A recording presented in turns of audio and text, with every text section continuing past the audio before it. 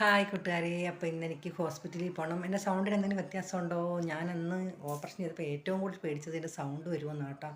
ഇവിടെ അത്രയും കറുത്ത് തുടങ്ങി കേട്ടോ. അപ്പോൾ ഡോക്ടർ ഇന്ന് പോയിട്ട് എന്താ പറഞ്ഞുള്ള വിശേഷമൊക്കെ നാളത്തെ വീഡിയോയിൽ പറയാം. അപ്പോൾ ഇന്ന് ഹോസ്പിറ്റലിൽ പോകുന്ന കുറച്ച് വിശേഷങ്ങളൊക്കെ കാണാം. അപ്പം ഞാൻ മേക്കപ്പ് ഇട്ടുകൊണ്ട് തന്നെ പോയത്.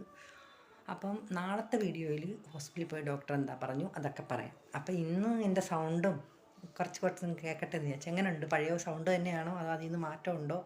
എന്തായാലും സൗണ്ട് തിരിച്ച് കിട്ടി, കുഴപ്പമൊന്നുമില്ല. എന്നാലും സ്ട്രെയിൻ ചെയ്ത് സംസാരിക്കാൻ പറ്റത്തില്ല, കുറച്ച് കുഞ്ഞു വായിൽ സംസാരിക്കുക. അപ്പം നിങ്ങൾ അറിയണമെന്ന് തോന്നി. അപ്പം നമുക്ക് ഇന്നത്തെ വീഡിയോ കുഞ്ഞു വീഡിയോ ആണ് കേട്ടോ. മകൾ മേക്കപ്പ് ചെയ്യുവാണ്. എളുപ്പമാവട്ടെ.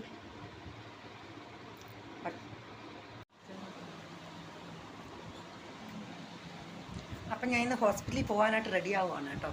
കുരിയൊക്കെ വരച്ച് സുന്ദരിയാക്കിയിട്ടുണ്ട്. ഇനി ഒരു പൊട്ട് വെക്കണം, കണ്ണെഴുതണം, പിന്നെ നമ്മളെ ലിസ്റ്റിക്ക് അത്രേ ഉള്ളൂ. ഇത് പക്ഷേ ഉണങ്ങി കേട്ടോ, എന്നാലും എനിക്ക് വേദന ഉണ്ട്. അപ്പോൾ ഇന്ന് ആദ്യമായിട്ട് നമ്മൾ പുറത്തിറങ്ങാൻ പോകുക. എത്ര ദിവസമായി? 11 അല്ലേ?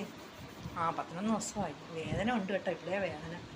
ചെവിയുടെ വേണം. എന്ത് വന്നാലും സഹിക്കുക. പ്രാർത്ഥിച്ചവർക്ക് ഒരുപാട് നന്ദിയുണ്ട് കേട്ടോ. അപ്പോൾ മകളിവിടെ ഉണ്ട് കണ്ട.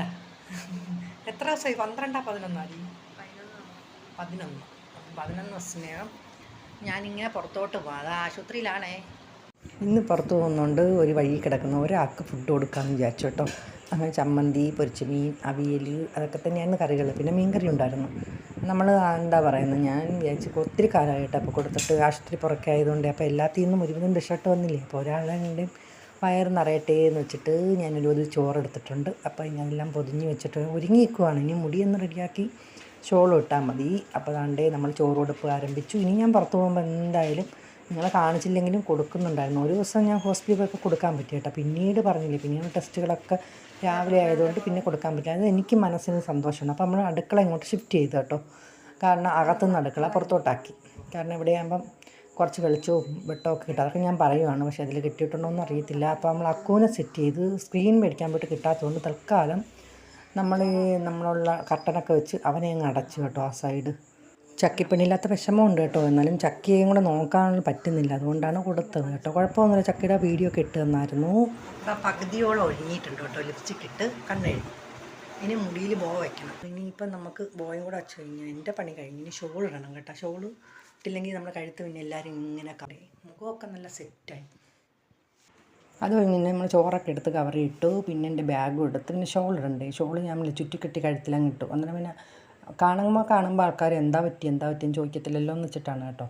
അങ്ങനെ ഷോ തുടങ്ങി. അങ്ങനെ ചേട്ടൻ ഓട്ടോ വിളിക്കാനായിട്ട് പോവുകയാണ്. ഞാനും മോളും പിന്നെ കഥ കൂട്ടി പുറത്തോട്ട് നിൽക്കാൻ പറഞ്ഞു. അങ്ങനെ മോളും ഞാനും ഇറങ്ങി. പിന്നെ കുറച്ച് സമയം വീഡിയോ ഒക്കെ എടുത്തു. പിന്നെ മാസ്ക് ഇട്ടു കേട്ടോ. നമ്മൾ ഹോസ്പിറ്റലല്ലേ പോണത്. അപ്പോൾ ഹോസ്പിറ്റലിൽ പോയ വിശേഷം നാളെ പറയാം കേട്ടോ. അങ്ങനെ വീട് പൂട്ടി ഇറങ്ങി. എനിക്കൊരു സന്തോഷമുണ്ട് പുറത്തിറങ്ങിയതിൻ്റെ. പക്ഷേ ഒരു എന്താ പറയുന്നത്, നമുക്കൊരു സാധാരണ പോലെ ആയില്ല ഞാൻ കേട്ടോ. ഒരു ബലമില്ലാത്ത കുറവും എല്ലാ അസ്വസ്ഥതകളും ഉണ്ട്. അപ്പോൾ ഞങ്ങൾ രണ്ടുപേരും കുറച്ച് നേരം അവിടെ നിന്ന് ഷോ ഇന്ന് വീഡിയോ ഒക്കെ എടുത്തു.